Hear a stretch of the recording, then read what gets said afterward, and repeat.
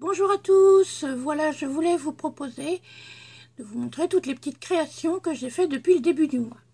Donc je suis inscrite sur le groupe de Rose Bonbon Coco qui propose régulièrement des défis. Donc alors ce défi-là, c'était une petite carte ATC, voilà. Ensuite, il fallait faire une série de 3 ATC sur le thème du printemps. Donc la première, la deuxième, la troisième. Ensuite, il fallait faire une carte avec des papillons, la couleur beige, des rubans, etc. Donc la voici. Et puis la dernière, il fallait faire la forêt, des lapins, du papier vélum et la couleur rose. Donc voilà ce que ça a donné. Donc je vous mettrai bien sûr les liens dans la barre d'infos.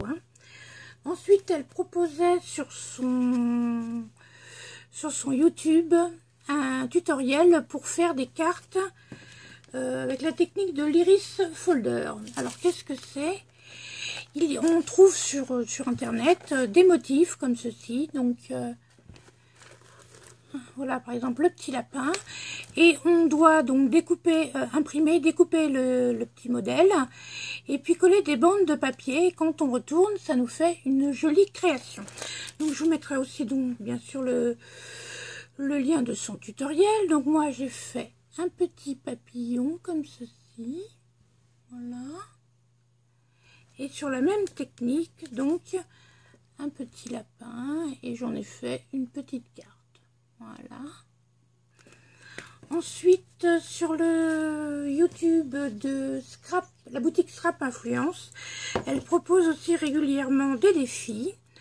Donc le premier défi, c'était donc on suit son tutoriel et on lui envoie notre résultat par email. Donc le premier tutoriel, c'était cette carte-ci. Alors je l'ai fait en rose, et comme ça m'a bien plu, eh bien j'ai fait la même en bleu. Donc vous trouverez sur sa chaîne le tutoriel, et elle a aussi une boutique, donc je vous mettrai tous les liens en barre d'infos. Ensuite nous avions un autre défi, donc c'était le défi numéro 2 je crois. Donc une carte à reproduire à l'identique. Donc à l'intérieur toute simple, mais il y a beaucoup de tags. Ensuite nous avions une carte comme ceci, et le principe c'est de mettre un petit mot, une petite décoration, un petit mot, ce qu'on veut, avec un petit fil, et quand on ouvre la carte, ça tourne. Voilà.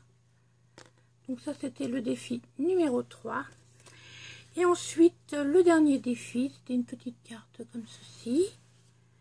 Et quand on l'ouvre, elle se déplie et elle peut se poser sur un bureau ou une table. Voilà. J'espère que ces petites créas vous ont plu. Je vous dis à bientôt. Au revoir.